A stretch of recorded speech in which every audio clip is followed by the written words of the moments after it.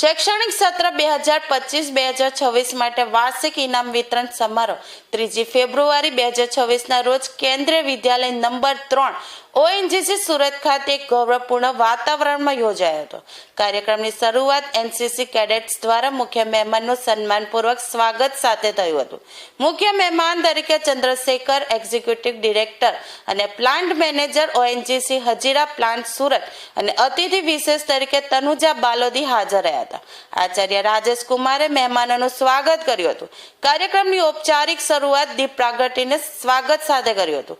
ત્યારબાદ વિદ્યાર્થીઓ દ્વારા સ્વાગત ગીત રજૂ કરવામાં આવ્યું હતું.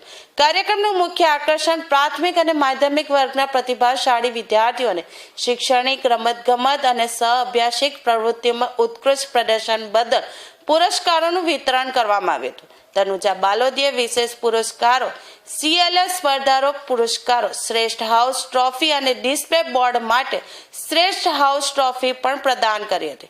ઓએનજીસી સેન્ટ્રલ ગ્રાઉન્ડ ખાતે પ્રજાસત્તાક દિવસ કાર્યક્રમ અને ઓએનજીસી દુર્ગા પૂજા ઉત્સવ 2025માં ભાગ લેનારા વિદ્યાર્થીઓને પ્રમાણપત્ર પણ આપવામાં આવ્યા હતા.